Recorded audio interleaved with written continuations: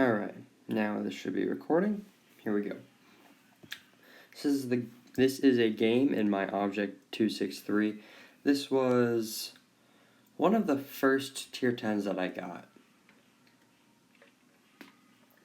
I think maybe the second tier 10.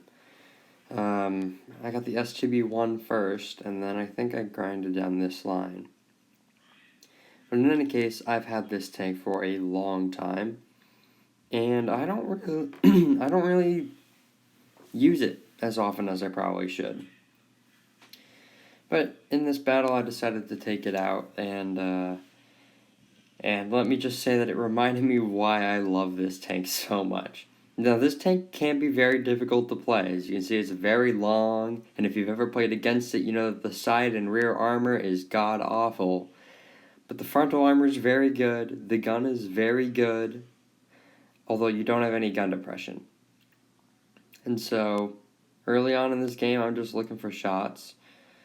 I helped the Yag Tiger get up that hill. I don't know if he ends up doing anything in this game, I can't remember, but this gun reloads really fast, has good pen, has good damage, one of the best guns, in my opinion, in the game.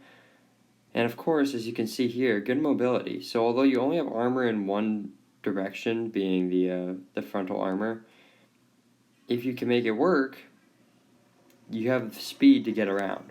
And we're going to see that actually. If you remember, there's an opposing Object 263 in this game, who was up on the hill. We spotted him a little bit ago over by C by their spawn, and a little bit of a spoiler, but he's the one that ended up capturing base A. So, like I said, this thing can move, and you're going to see here, we are going to get up to some pretty high speeds for something that has as much frontal armor as this thing does. So there's that 263 over there, and here's the T57 Tireless. Now I suppose it could have also been the T57 that capped, now that I'm thinking about it, but I'm going to go up over this rock here. We're just triple teaming this T57. I'm going to get a shot in. 50 TP finishes him off, and now it's back over to base B, but first I'm going to try and get a shot into the IS-7. And I fire and I hit, so there we go. 50 TP misses, and now we're losing base B. So that's the Object 263. Let's see if he's looking in our direction. He does not seem to be looking in our direction. Let's see if we can get a shot into the side armor. We can't. That would have been a free 400 damage or so, but alas, it misses. So we're down 2-1. They're going to have two bases. We won't have any. I'm going to push in, looking for the 263, and he's not there.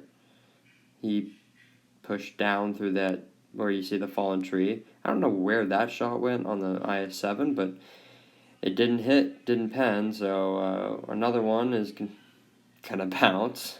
This is an IS-7, so one of the better armor profiles in the game, and that one misses, and at this point I'm done firing at him. So I'm going to come around here, I'm going to get a shot into the WZ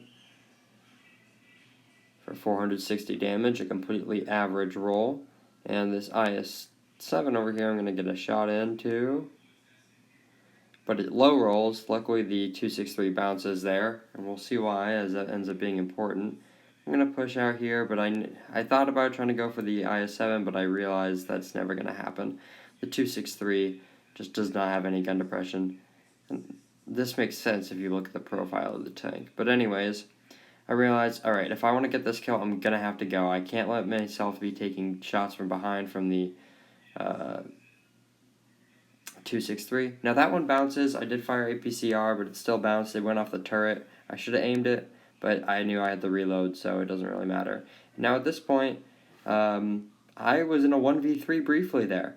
So the T-54E1 ended up killing the Leopard, and so that's one shot into the 263, two shots in, and I have a better reload, or the same reload, but the synchronization means that I'm going to get this shot off. He was going to get, or for every shot that I fired, he was going to have to fire after me. And I managed to get that one to bounce. That was very lucky. I nearly got caught on the hill there, but I did manage to get that to bounce. And just wiggling my armor back and forth. That's what you got to do in this tank. And I get the finishing shot on the T-54E1. And I finish with 4,800 damage and 3 kills and a Kolobanov's medal for that 1v3 and a mastery badge in the 263. So this was a great game. The Kolobanovs at the end was super fun, super clutch. I really enjoyed playing this game, and if you can get yourself to the 263, it is difficult to play, especially if you're on a map that has a lot of ridge lines and a lot of hills, but it can be super rewarding, as you've seen here. So I hope you enjoyed this one, and I'll see you all next time.